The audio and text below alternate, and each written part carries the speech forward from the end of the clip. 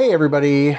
So one of my favorite things is when a company contacts me out of the blue and says, hey, would you be interested in sharing your opinions of our stuff with your video viewership? And of course, my thought is always, hell yeah. Assuming that's something that I might like. I figure I don't want to waste anybody's time talking about things that I don't like. And the only time I tend to do that is if I buy something thinking that I'm going to like it and discover I don't. And then I want to sort of warn you ahead of time, like, hey, this thing is shitty. Let's not make the same mistake I did by buying it. But that is not the case here. Today, we're looking at some miniatures, a selection, a potpourri of what they have available, if you will, from Spellcrow, which is a company in Poland. And this is one of their flyers for Conversion Bits and Umbra Tourist, which, if I'm not mistaken, is a skirmish game they either have or is coming. I wasn't quite clear on that. But in any case, they sent me a variety of things that I could, things that I might be interested in to share with you, and things that I might be painting in the future. And let me just tell you right now, definitely going to be painting in the future. But let's start with some of the terrain bits. And they do have a nice range of them, both fantasy and sci-fi. And that really is... they have a lot of fantasy and then a lot of, let's just say, proxy models for your 40K game. Let's take a closer look. This is just like a weird tree. And I have an idea for a kind of Halloween themed board that I've been wanting to do. Really more of I have an undead skirmish force for a variety of games that I've been working on for a while. This would be perfect for that. And really I should get more of these because these are really cool. But just take a look at the nice sculpting and take an even closer look at the fact that there is little to no parting line on the outside. Let me do something real quick here. I'm going to get rid of the carrier.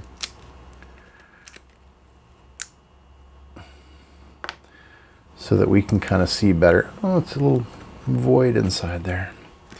So you can see right here, that's the parting line for the mold. So the mold should go all the way around.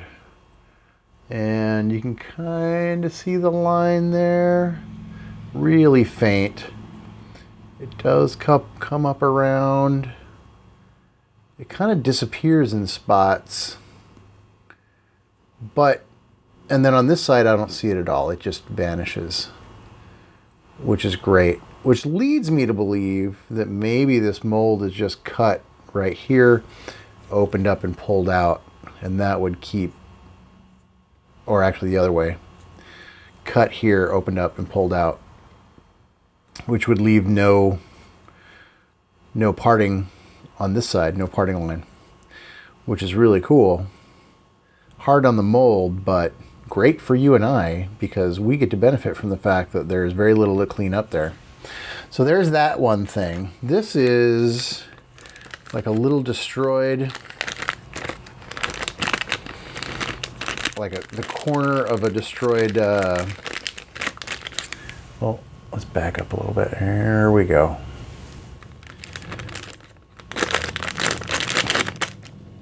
Like a little hovel. So it's just two-piece. I'm not going to do full cleanup here. I just want to separate these two parts so we can get a better look. Okay, I'm going to take off a few of these pieces here. I can't help myself. So one wall with a window. Oh, okay. All right, these are bugging me too. There, cleanup done. Okay, not completely. There's a little couple of pieces down here, but let me see. Oh, I think it goes like that. Oh yeah, it does. So it's just a little corner.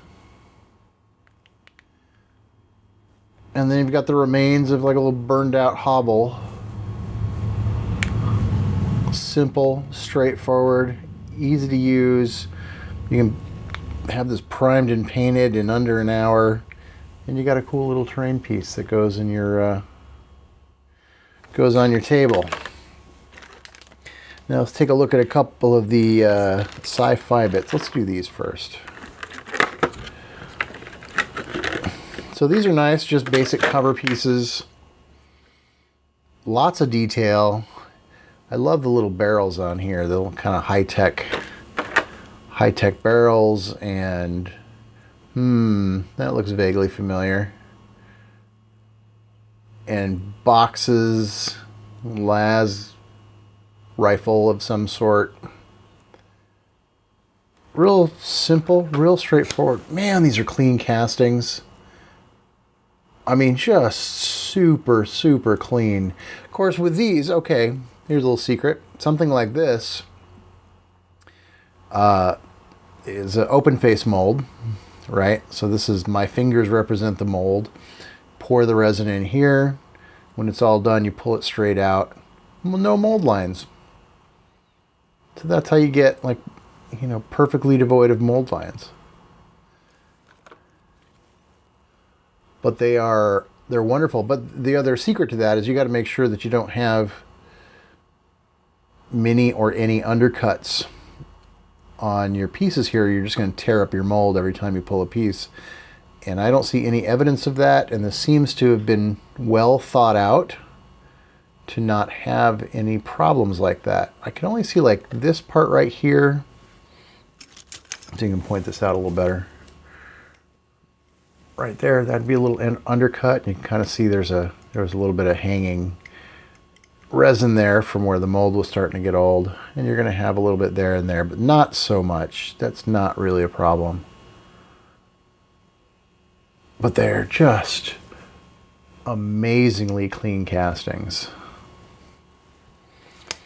So there's those. And then I got some of just the barrels. So that had some of the barrels in it. But this is, you know, if you want to add more of those to other terrain pieces you have, or maybe make a little stand of just these, you can use them as objective markers or something. And again, this is going to be another open face mold, I believe. Yeah, it actually looks like it cuts down the edge right here. Yeah, there's a little... Yeah, it doesn't go all the way around, but it looks like they do slice into it about halfway. So there's a little bit of just a light parting line. But that's okay, because otherwise, super, super clean. Look at that. The little symbol on there makes it feel like these are explodey barrels. Like if you were to shoot those, they'd blow up. That would be cool. I'm just going to throw those in there. Oh, this looks like a box. Well, there's a couple of different boxes here. Like an ammo box and a weapons box. You can see in there, like you'd probably have like a bunch of rifles in there. Let's say you had some spare, I don't know, las guns from something. You could put them in there. Be nice for a little diorama. Or diorama, if you will. I'm a little confused, like this is the lid for this. Oh, I see, we have 3 boxes. So we've got 3 lids, 3 boxes. Tiny box, larger box, weapon box. So this really looks more like an ammo box. And this could be like for holding shells for something. Then what do we do next? Oh, okay, so these are kind of counts as 40K Nergal guys. Oh, look at this base. Yeah, we'll start at the base. Oh, you know what? So I don't have to keep lifting it up.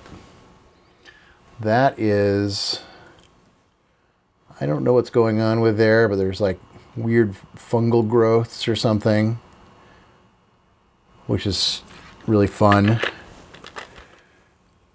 There's his head. He looks kind of unhappy about something. I don't know, maybe he should see a doctor. There's the body, his giant axe, and loincloth.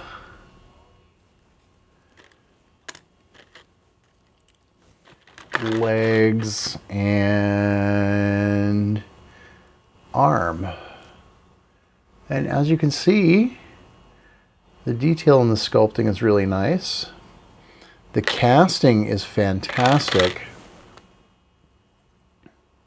Again, it looks like they go to a lot of effort to keep the parting lines to a minimum, and I really appreciate that. You know, mold makers in general don't get the credit that they deserve. You know, a good one, if you have a good caster or good mold maker, nobody says anything because there's nothing bad going on. If you have a bad mold maker, then you get a lot of complaints because you see all the imperfections. So, you know, they're really good when nobody notices. And some more Nergly guys. And this is a group of 3. Man, I love the tentacles. Look at the tentacles. Those are amazing. Like these, I just want to paint them. They're crazy and scary. And I'm not sure what these count as, but I don't really care. I could find a use for them. And the weird heads, and I'm not even sure which way. Oh, they go this way.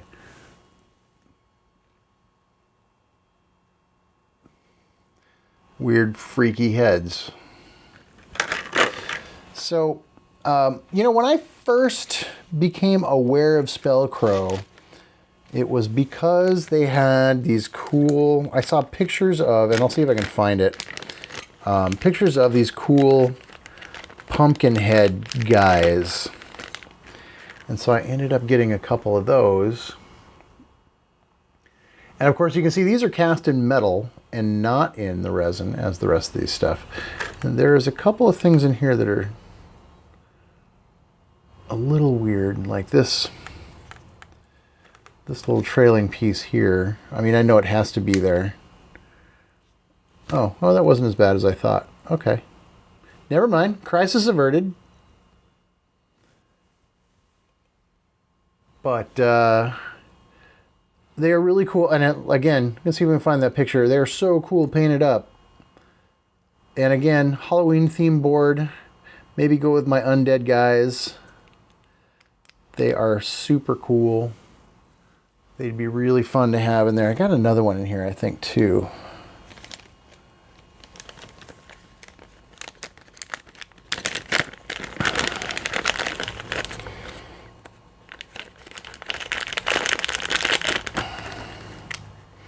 Yeah. Another jack-o'-lantern, except he's got armor. He's got heavily armored pumpkin dude. I mean, look at the shield. Look at the detail that goes on the shield. That's crazy. And I ended up, I got a few more odds and ends here. I think this is a halfling.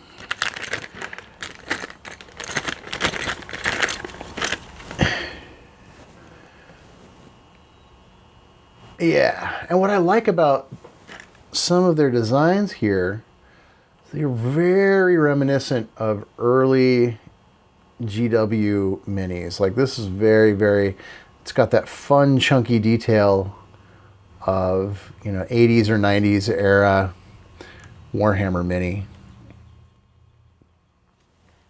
And I got another one of these guys here.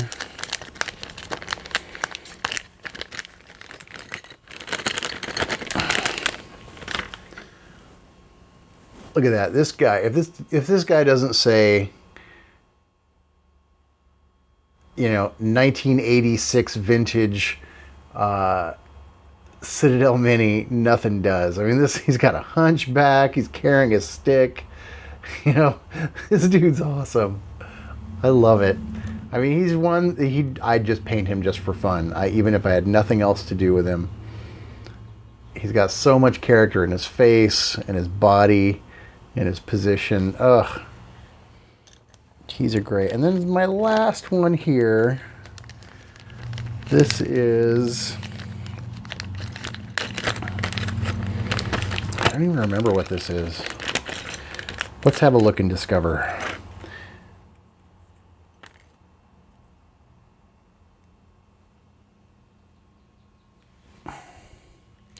Oh, didn't I see him? Oh, yeah, I saw him. He's this guy. Oh, shit. How long? Oh, so this is the guy from the flyer. This is from the Umbra Tourist line. It's that guy. Kind of a werewolf, maybe? I don't know what he's supposed to be. Well, I mean, he's definitely a wolf. It could be like a wolfen, werewolf, something. But again, nice detail, clean casting.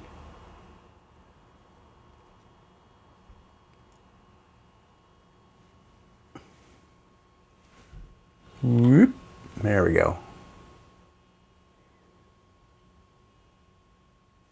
Super cool. Let's take another look at the flyer now that we're zoomed in. He looks like that. That's what he looks like when he's all painted. But also look at some of these other guys. The weird goblin guys, the halflings, whatever the hell that thing is. I don't know. This artwork looks very familiar. That's probably an artist we've seen before.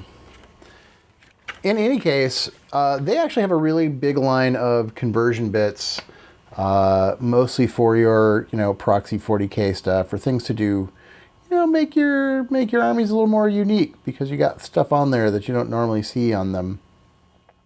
As well as their line of full figures, fantasy and sci-fi, not 40K things. And I highly recommend that you go to their website at spellcrow.com and have a look. I am going to be painting some of this stuff in the near future. And that could be, the next month or so.